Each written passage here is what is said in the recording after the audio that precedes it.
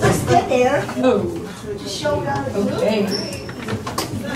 We are the festival school. Okay. Attention. If you can hear me, clap once. Let's try that again. If you can hear me, clap once. If you can hear me, clap twice. Okay, so we are going to talk about teaching festivals. As we all know, Taiwan has many festivals, and there are many festivals throughout the world, and it took a lot of discussion to decide how we can effectively teach festivals.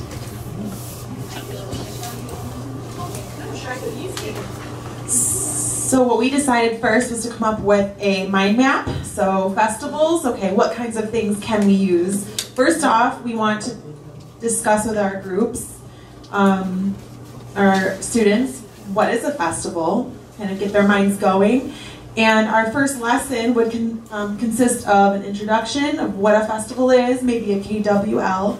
And does anyone remember what KWL stands for? Okay, good. And then some images, pictures, videos of said festivals.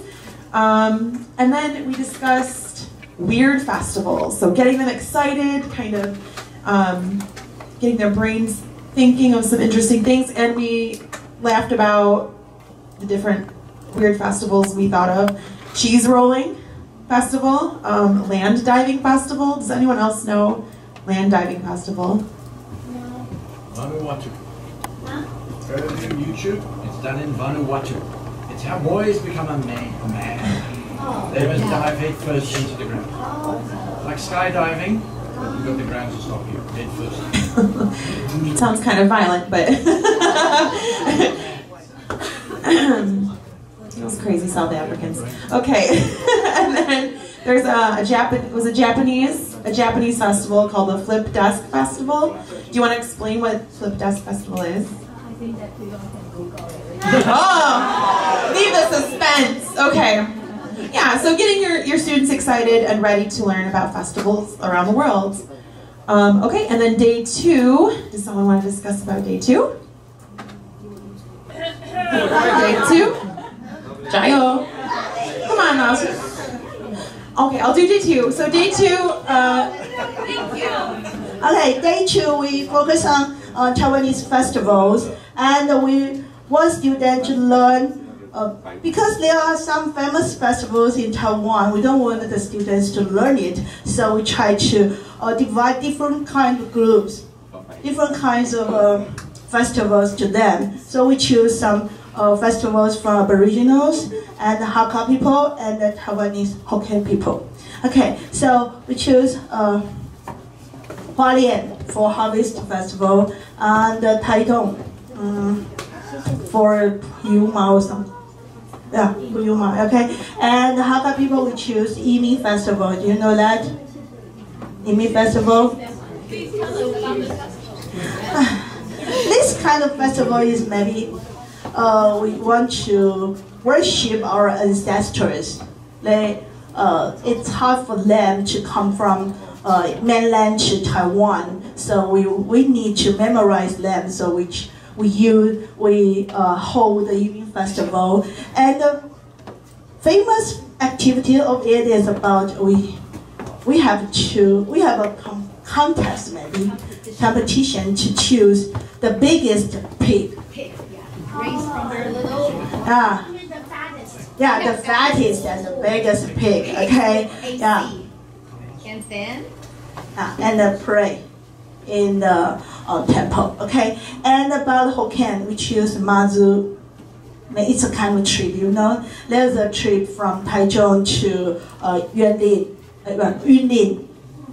the 2 temples, and the fans of Mazu. They just follow the pilgrim, not fans, okay, pilgrim, and they go back to the Mazu's, where she was from, okay, the temple. Okay, so we choose those local festivals to introduce to our students, okay, for day 2. And day 3. Maybe just add something. Now, for the students to understand both your international festivals as well as your local Taiwanese, they will be getting texts as well with lots of scaffolding to reinforce learning. And then we go into lesson 3. Just need to mention as well, it spans over 5 lessons. In lesson 3, it's about now applying students' knowledge to both local as well as international festivals. So we'll be focusing a lot on the higher order thinking skills. And one of them that comes up very strongly is the compare and contrast, okay? And we would do that with Venn diagrams. And again, in this complete lesson plan of ours, we would be differentiating between students of different proficiency levels. So you've got your lower, middle, and upper levels. So maybe with your lower levels, we would have a 2-circle Venn diagram. Then raising the bar, we would stretch it to 3-circle Venn diagram.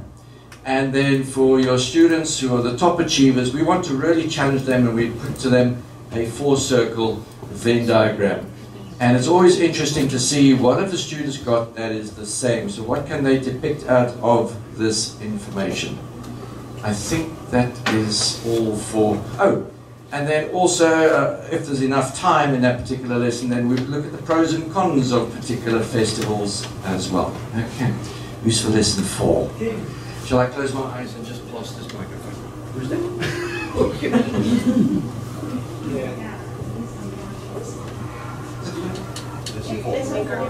Oh yes, so lesson 4, and is that on the exchange? This is the exchange. And then lesson 4 is the students in a group, they think of their own festival, they design their own festival. So, what's that? But they also have a rubric so they know the criteria to focus on. I was just going to go anywhere they want to, so that's to be focused. And you can use that for the evaluation as well, right? They need the name of the festival, how people dress, the special food, and special activities, and the reasons for the festival, right? And then they can come up with all sorts of ideas. But then each one in the group has to play a role to do something, and you can evaluate that as well. And then in some schools, we have resources like the internet, so they can use that, go online, right? In other schools, like there's nothing. So unfortunately, yeah. And then you can do then something local that they know about, and they can do that. You know, yeah. So it's more familiar to them. It will be easier for them to do it. Yeah. Anything else? So something else that we were talking about with these festivals, talking about taboos. So as we know in Taiwan, we have a lot of festivals that involve a lot of taboos. So not just talking about the traditions, how long it is, what they're eating, what they're wearing, but also the taboos of that, such as during Ghost Month, not going swimming in the dark and all of that. So making sure the students are aware of those. And also just to kind of jump a little bit off of this, obviously this is a general lesson plan, but remember that you can accommodate this for your students. And I always find when I talk about festivals in the US and I try to compare them to festivals here, my students don't really know the traditions or the reasoning behind much of what they do here in Taiwan. So you might have to spend a little bit more time teaching the students about their own culture and about their own festivals. So do your research and talk to your local teachers and talk to the shop owners and engage in your community to find out more about what you're talking about. All right, who wants to take the last day? Someone who hasn't spoken.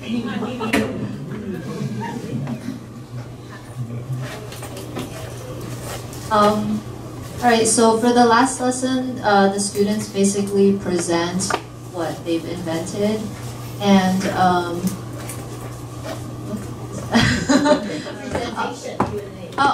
so I think their peers will evaluate them based off of the criteria, so everybody feels very involved in the process. And I think the idea of the gallery walk was to post the ideas around the room so that everyone can go around and look at them. Yeah, so Groups even present them, and each group is required maybe to visit each other and listen to what information is about each invented festival. yeah, and that's good. What's RT? I don't know what RT. Readers Theater. So RT Readers Theater, you can have them do Readers Theater, maybe have them go to like different classrooms and present their different festivals to their classmates or other teachers. And can I share the other thing we were talking about? Okay, so just like Katie was saying, some of the students are not very aware of the meaning behind their own holidays. And an alternative idea or theme that we thought of was also thinking about the holidays that they're already familiar with, and then doing a deeper dive into what is the meaning behind those holidays. And just thinking about that, and maybe also on an environmental side, we can think about consumerism and what kind of impact a consumer holiday like Christmas has on Taiwan, and when people are buying lots and lots of presents, what happens to all of that waste afterwards? That's something we can also think about. Yeah, and also expanding off the environment, talking about, talking about like the impact of fireworks or burning paper and all of the other. Yeah, so there are so many things you can do with festivals. So this was our final outline, but we talked about discussing the true meanings of the holidays, we talked about keeping it local, and we talked about foods. You can incorporate foods into festivals really easily. Yes.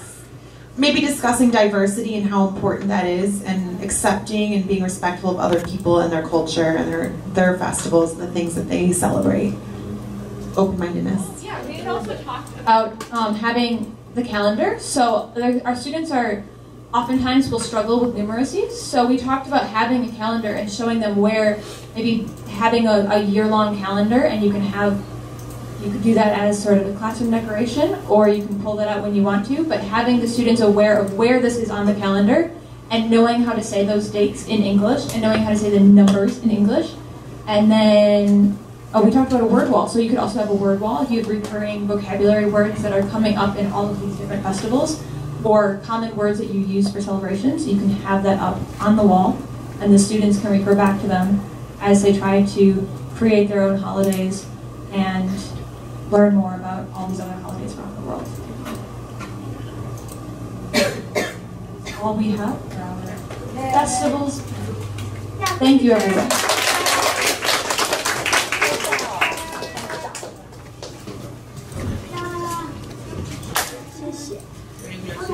The color at the back, pretty and cute, young in front. Yeah. One more.